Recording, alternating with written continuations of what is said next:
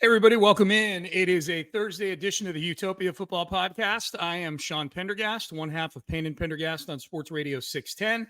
Mornings, 6 a.m. to 10 a.m., Monday through Friday, is where you can find me and original Houston Texan Seth Payne, chit-chatting about everything going on with the Texans and the Astros and all kinds of fun stuff. You can find it on the Odyssey app or wherever you listen to terrestrial radio. So appreciate you once again downloading, tuning into the podcast here on a Thursday edition. No guests today. Just couldn't link up schedules with a couple of the guests I wanted to get, but I had some leftover mailbag questions that we didn't get to on Tuesday. So I figure I want to get some content out to you guys. I want to make sure we keep some consistency with this schedule because the podcast is doing very, very well. And so, I want to make sure we keep that moving. Now, if you're just finding this podcast, if you just found it recently, or maybe this is the first time you found it, either streaming on YouTube or wherever it is you listen to your podcasts, a reminder, subscribe. Hit that subscribe button. You'll get notified automatically when we get new episodes uploaded, and you can download them and listen to them and bring them wherever it is you go.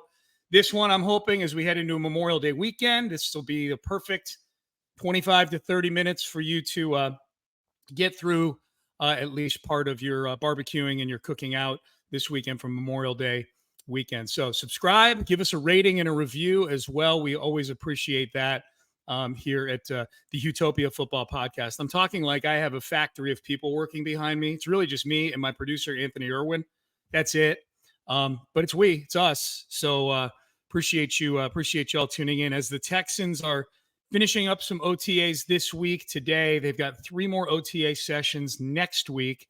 And then that's it for the voluntary stuff. Anything after next week is mandatory. So minicamp will begin on June the 3rd. That's a Monday or that week. I don't know the exact dates.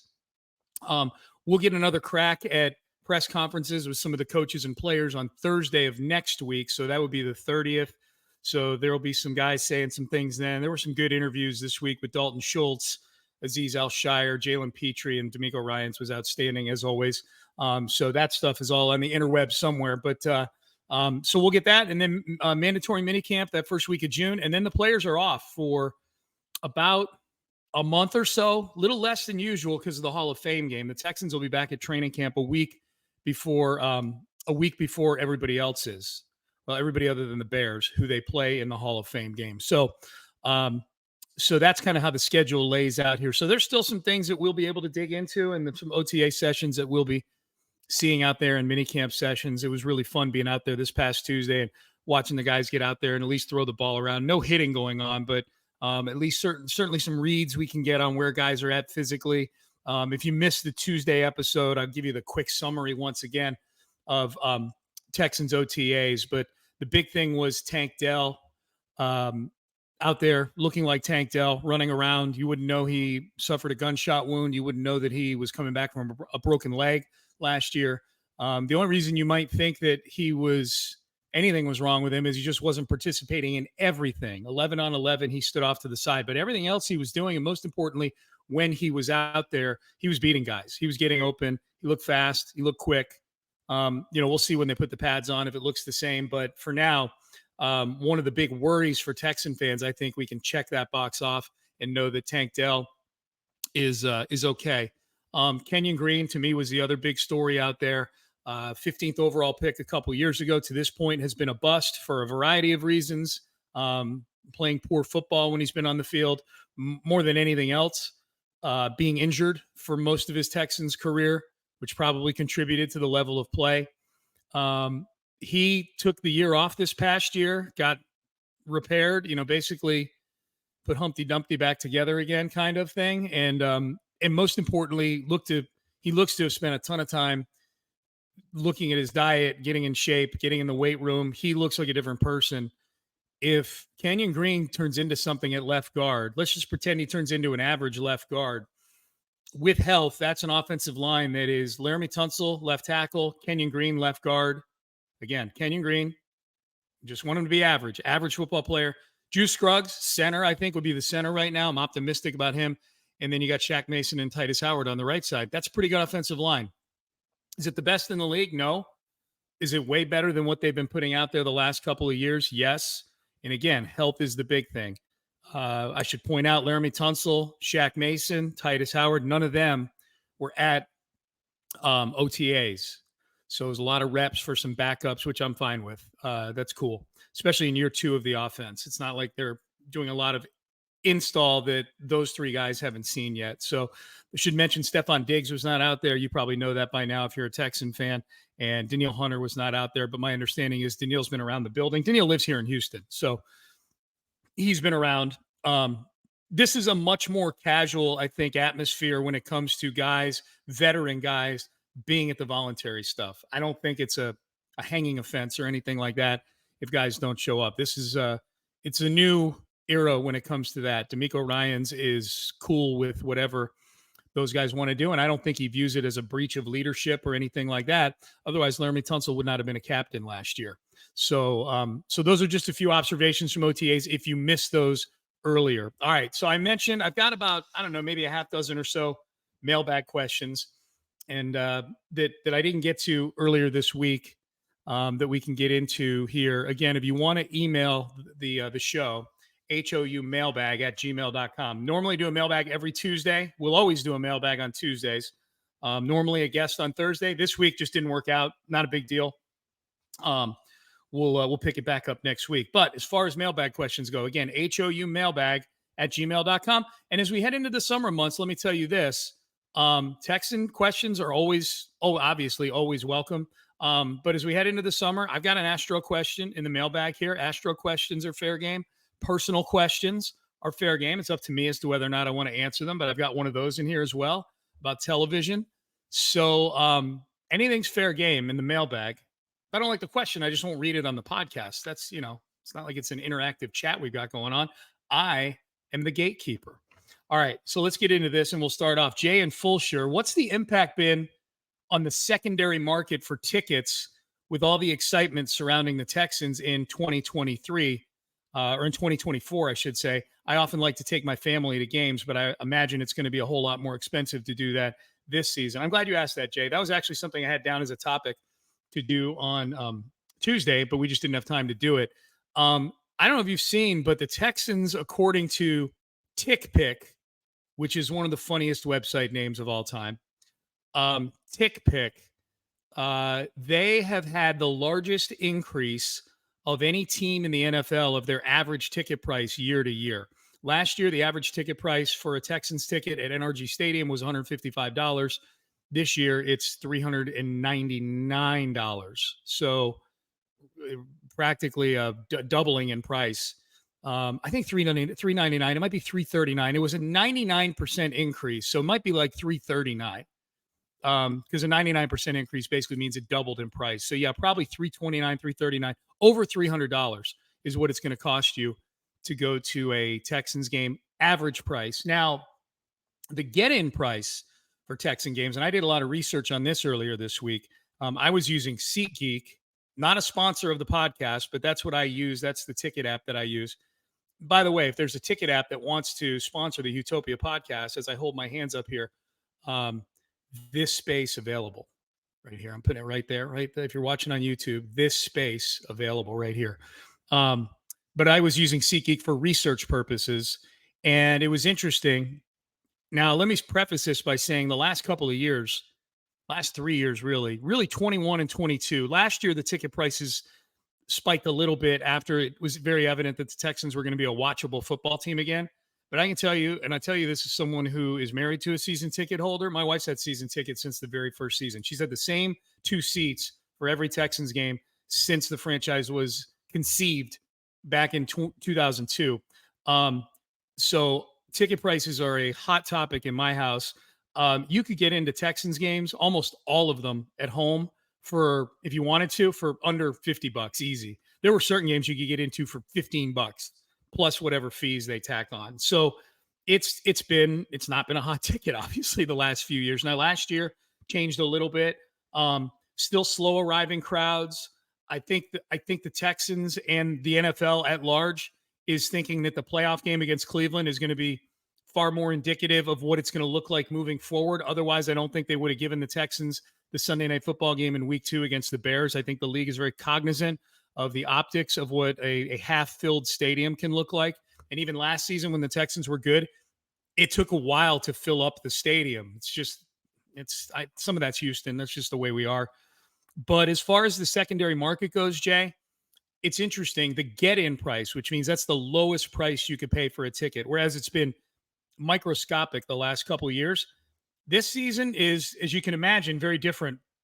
There's 8 home games, and the 3 cheapest games are the 3 division games. And I think a lot of that has to do with just the newness. The Jacksonville, Indianapolis, and Tennessee, we see them every year. None of the 3 are big-time Super Bowl contenders, in my opinion, and I think in the opinion of people buying tickets. So you can get into any of those 3 games for, before fees, like $70 or less. Not too bad. Get into the stadium. Now, you're going to be way up high, but you're in the stadium. It's interesting that the other 5 games, which would be Chicago Sunday Night Football, the Bills, the Lions on Sunday Night Football, who am I missing? The Dolphins and the Ravens on Christmas Day. Those games are all at least $100 get-in price, at least. The lowest one of those is Miami at $103. The 2 most expensive get-in prices on the schedule are the opener, the home opener against the Bears as of a week ago was $183 to get into the game plus fees. The Bills game is actually number 1. That was $190. So Bears game number 2, Bills game week 5 number 1. And I think there's honestly 2 different things. I'm giving you a really long answer to this, but I find this is the stuff I nerd out over. TV ratings, ticket prices, that kind of stuff. Awards, the NFL Top 100, big nerd for that. I think those 2 most expensive tickets, and the Christmas Day game is only air quotes $121 get-in price right now.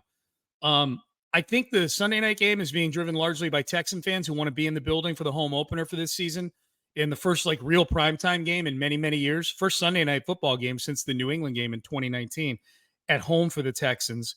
And then I think the Bills game is being driven the other way. I think there's a lot of Buffalo fans that are either coming in for this game or they live here. Buffalo is a team that has a lot of fans scattered across the country. Because let's be honest, who wants to live in Buffalo? You know what I mean? Maybe they grew up there, but they smartened up and moved somewhere where the temperature was positive in the wintertime as opposed to negative in the wintertime. So I think that's what's driving both of those. Bills Mafia is driving the price of week 5, and Texans Mafia is what's driving the price in week 2. But Jay, to answer your question, yeah, a lot more expensive. There's no game you can go to on the schedule as of right now, and hopefully never again for a long, long time, where you can go, all right, well, I can get my whole family of 4 in here for $150 all in with fees and everything. You can't do that anymore. Not the case a couple years ago.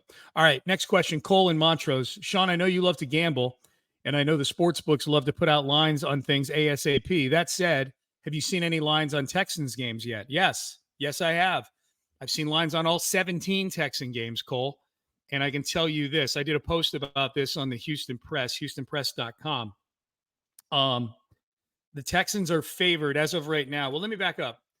Whereas in previous seasons, there would be games coming into the season where the Texans would be massive underdogs.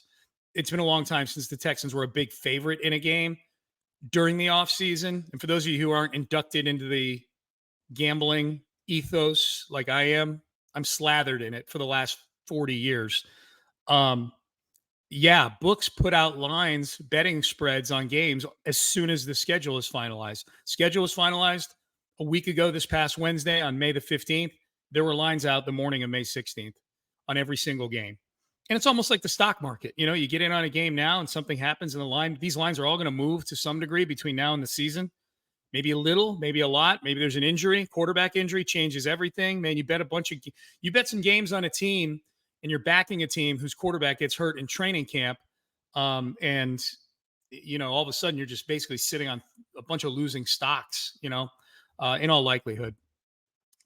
So here are the broad strokes you need to know about the Texans from a betting perspective is they are favored in 11 of their 17 games. All of their games, the spreads are inside of a touchdown. and most of them are inside of a field goal. But I say that the biggest spread on a Texans game this year is them being favored in week 12 against the Tennessee Titans by 6 points. That's the biggest spread of the year. There's not a single spread on a Texans game, good or bad, over 6 points. The biggest underdog spread for the Texans, the biggest underdog that they are on the schedule this year, not very surprising. It's the Saturday before Christmas at Kansas City, defending Super Bowl champs. They're only a 4.5 point underdog. They're only a 4.5 point underdog. So that's the biggest underdog game. Everything else is inside of those numbers. And they play well over half of their schedule has spreads of 3 points or less, one way or the other. So it's the excitement level of the Texans schedule, the competitiveness of the Texans schedule, the lack of real patsies on the Texans schedule is borne out with the spreads on these games. Like they play a few of the bad teams that they play on the road. So they're favored in those games, but not by very much. They're only favored by 3.5 over Minnesota. They're favored by 4.5 over a New England team that's going to be bad this year. So that's cool to see. It's exciting to see. It also is indicative of how difficult the schedule is, that they play so many games that are essentially coin flip games. Now, the one thing I like about this is that while they're not favored by a ton in these games, they are favored in 7 of their first 8 games on the schedule. The Texans are. So if it were to play out that way, obviously, you go 7-1 to start the season. We all know it's not going to play out that way. I think if they're 6-2 to start the season before heading to New York on Thursday night, that is a dynamite start for this team. That's a fantastic start for this team because then at that point, you've got 9 games left. You go 5-4 in those other games. You're 11-6 on the season. It's an improvement over last year. It's probably good enough to win the division, maybe even good enough to get the 2 seed in the AFC. So big opportunity for the Texans. 7 of their first 8 games, they are favored. 11 of 17 games overall, they are favored in. So yeah, it should be fun. So Cole asked that question. So Cole, have I seen any lines on the Texans games yet? That's really all you were asking me. The answer is yes. Yes, I have. I have seen them. All right. Rick sends this in. Rick, friend of the show. As I write this, Abreu. Oh, by the way, Astros question alert. As I write this, Abreu has yet to be reinstated. If and when they do, it seems inevitable that Joey Loperfido will be sent down. Who do we hold responsible for this? Dana Brown, Joe Espada, or both? And their absolute insistence on playing players who are at best underperforming.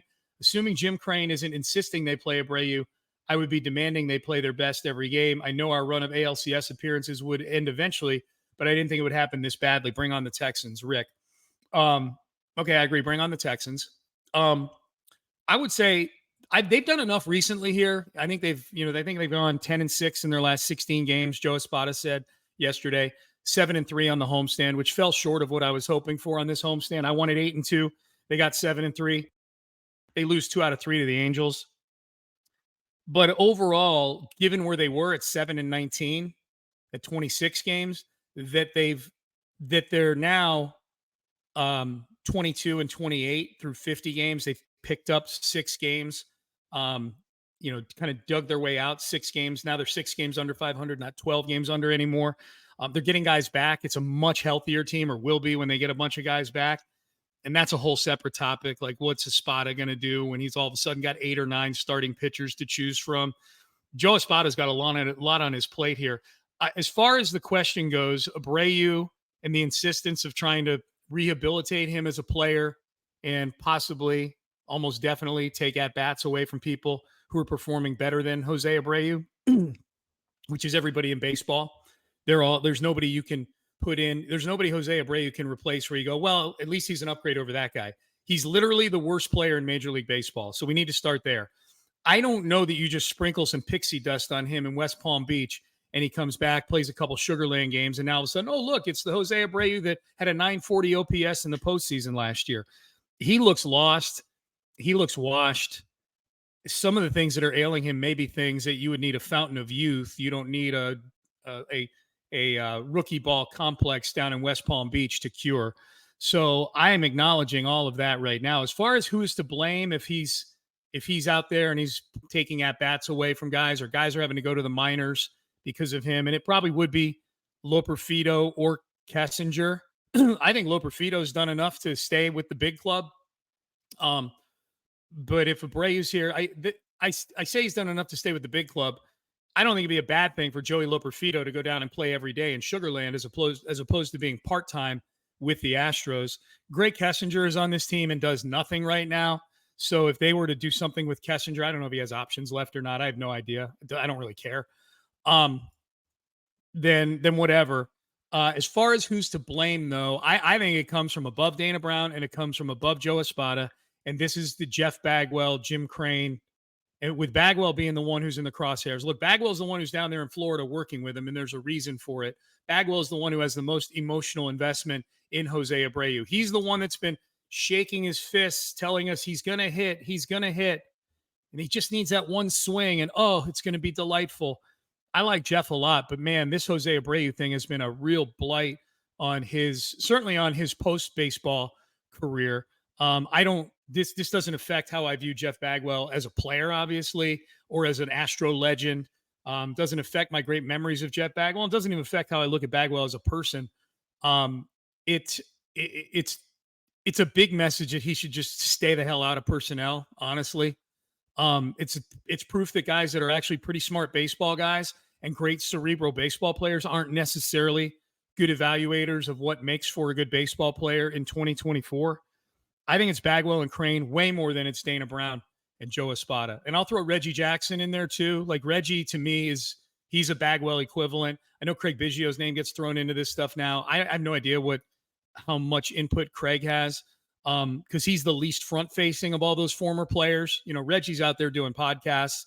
We know that Reggie has Jim Crane's ear. Bagwell does commentary for the Astros. So by definition, he's out there giving his opinion on things.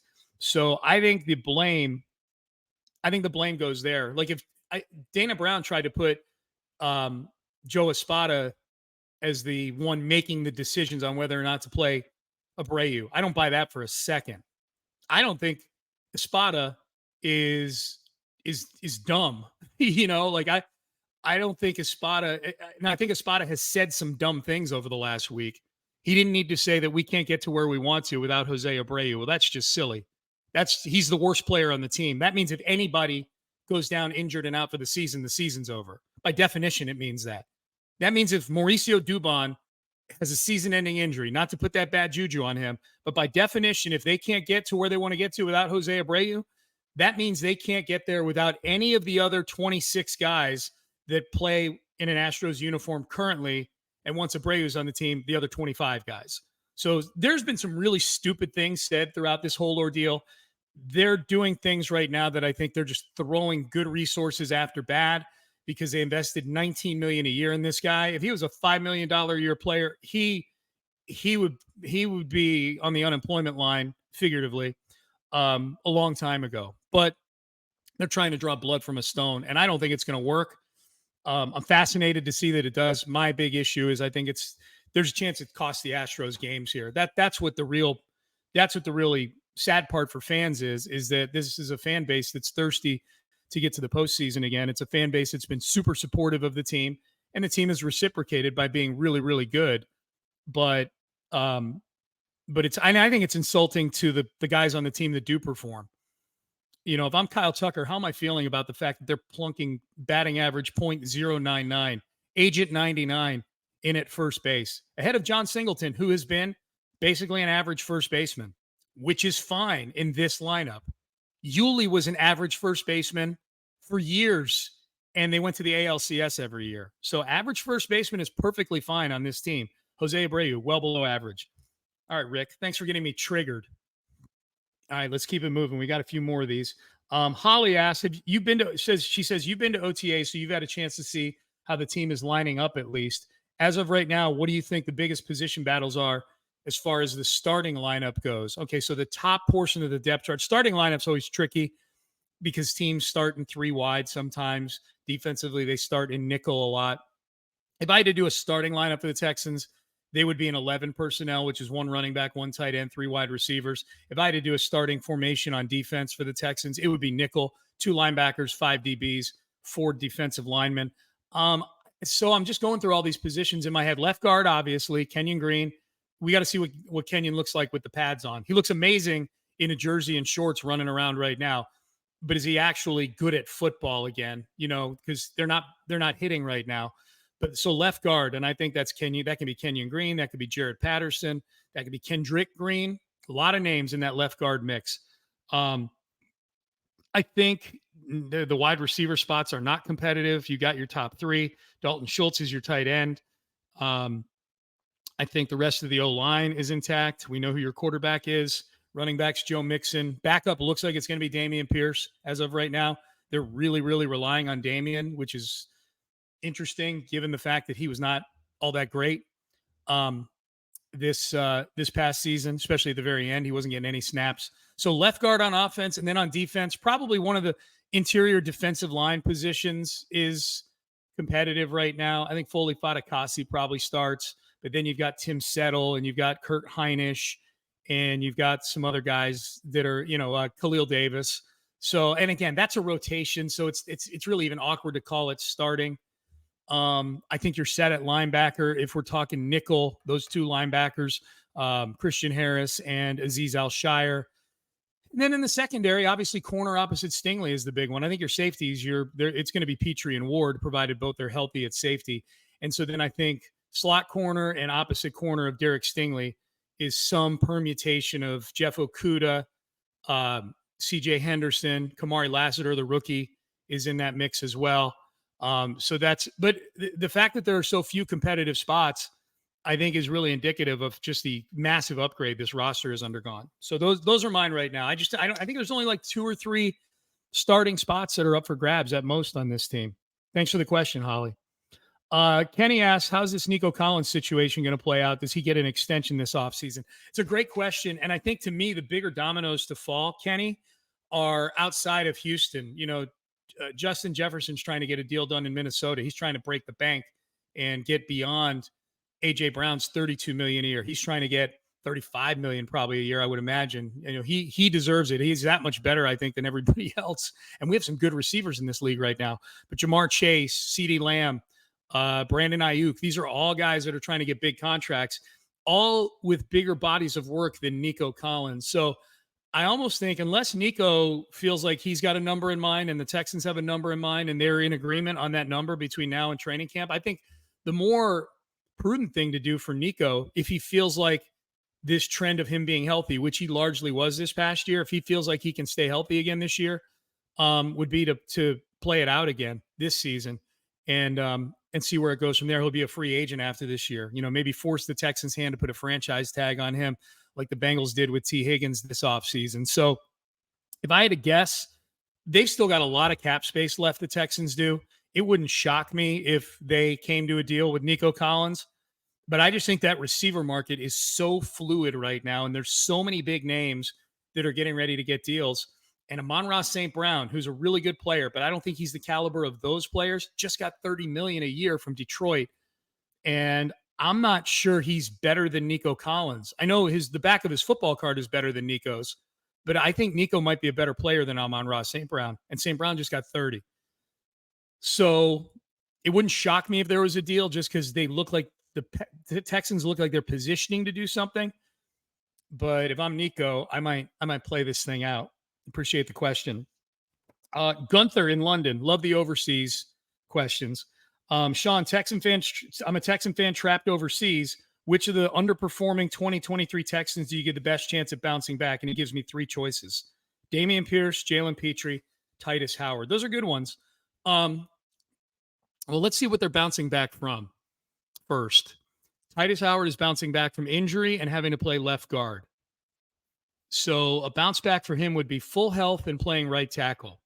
Jalen Petrie is bouncing back from looking lost at times this year and getting benched in week 16 and really not being nearly the impactful player that he was the year before. Similarly, Dameon Pierce is trying to bounce back from not being able to grasp the system and just kind of falling off to the side and not being really much of a contributor last year. Petrie and Pierce are in very similar situations. Titus Howard is coming back from having to play left guard. That's an easy one. Don't play him at left guard. And then I think when healthy, Titus Howard, we've seen can be a good player at right tackle when he's healthy and when he's playing right tackle. So just purely as a betting person, I would go Titus Howard because I think his problems are more fixable than Petrie and Dameon Pierce. So I'm going to say Titus Howard, but I'm rooting for all three. If I had to put them in order, I would say Howard, Petrie, Pierce. Those would be my three. All right. Had to take a swig there. Last one from Marvin. When you're not watching sports, Sean, what are you watching? Well, I'm watching these TVs back here. If you're watching on YouTube, I've got 3 TVs that are on the wall back there. So as you can imagine, we are a big TV household. When I'm not watching sports, and I'm going to throw WWE in as a sport, it's sports entertainment, people. Guys get hurt, okay? You snobs that are about to go, it's fake, right? It's fake. It's scripted, and I know. But as far as like TV shows go, I have a wife who's a TV junkie, so a lot of times I end up watching what she's watching. I love documentaries. I love sports documentaries. We just got done watching the Dynasty, the Patriots documentary.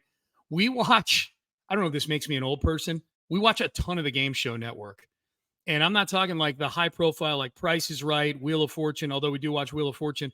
I'm talking the Game Show Network where they have their in-house games that they've made that are awesome. If you guys like game shows and you're not watching like America Says or Split Second, who are both hosted by John Michael Higgins, who's excellent as a game show host. Switch is a really good one that I like. I like the one where what's her name from King of Queens, Leah Remini.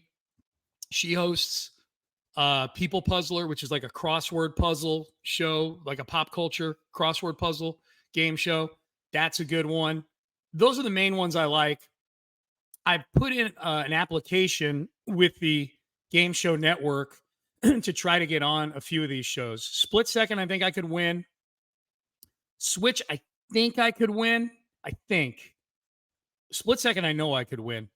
America Says, I think I can win if I get the right 4 people. America Says is like a Family Feud style show where it's 4 against 4. It doesn't have to be blood relative like Family Feud. Family Feud, I checked into this. You either have to be related through blood, adoption, or marriage. With Split Second, you can get a group of friends together. And I've already put in the application for it. And my team would be me, my wife, Amy, who's incredible at America Says. It's a very Family Feud-like game, too, where they survey America. They put the top 7 answers up there, and you have to guess them. They give you the first letter and sort of a blank that's the same, kind of the length of the word. So you can kind of see, is it a long word or a short word? And you got to guess as many as you can in 30 seconds. That's a very, very cursory overview of the game. But it's that we could win. And my wife is incredible at America Says. Amy's the best person I've ever seen play this. She's really good. So me, her, and the other 2 that I had on our application were John Harris, guest friend of the Utopia Football Podcast. John Harris, sideline reporter for the Texans, and then Vanessa Richardson, who is the sideline reporter for the Rockets. And she's younger than all of us. So she would be a big help in like the younger pop culture type questions. She's also very smart. She's also very fun to be around. I want to do this thing with somebody who I like being around. And you can drop Vanessa into any social situation. And she's like a chameleon. She's great. She lives in our building. She lives 8 floors up from us. So that would be my 4 on America Says.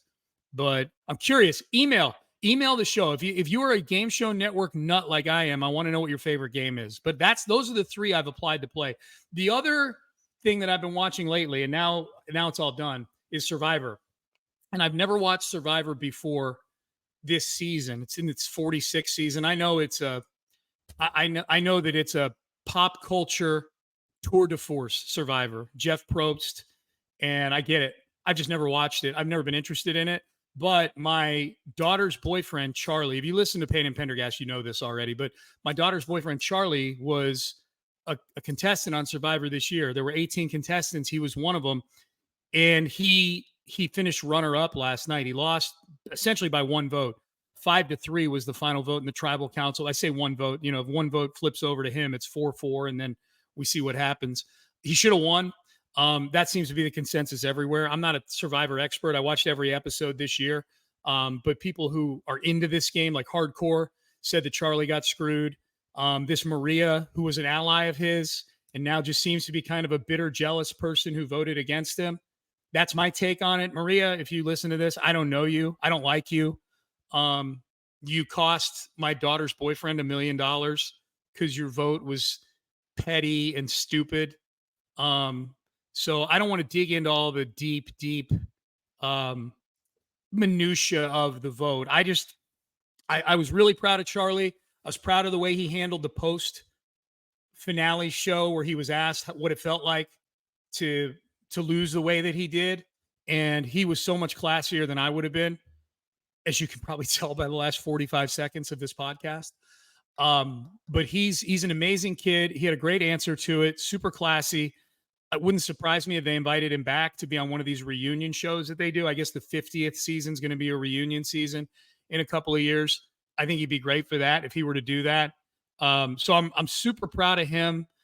The show itself, I will not watch anymore unless Charlie's on it again. I liked it because he was on there and I had an emotional investment, but I can't vibe with the show. Like the format of it there's just a disconnect for me. And I understand all the social elements that go into it combined with the physical challenges and things like that.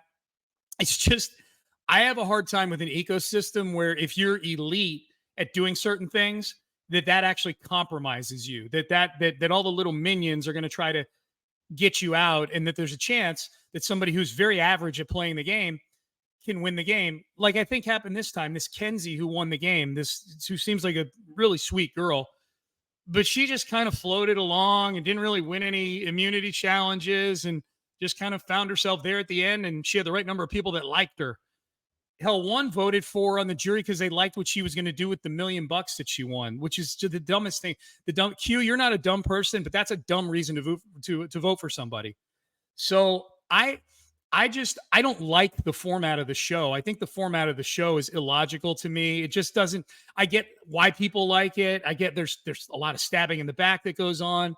It is a fantastic petri dish of human interaction and lying and deception and using it to your advantage and all that stuff. I just like shows that when there's a winner, I feel like the winner, that the people in the end that are competing for it are like the 3 or 4 that deserve to be there. And just to use a sports analogy, like that's like, we love upsets in the NCAA tournament in March Madness. But when we get a Final Four where it's 4 teams that the highest seeded one is like 3rd or 4th in their region, there's no interest in it. Like I don't feel like I'm watching a real champion being crowned. And that's kind of how I felt a little bit with Survivor, is that I felt like Charlie really deserved to win. I felt like Charlie did a really good job, admittedly, of taking advantage of that dynamic in Survivor, just sort of laying back and letting all the true alphas eat each other up for a while. But then at the end, like he was doing things and making moves that are indicative of somebody deserving to win that game.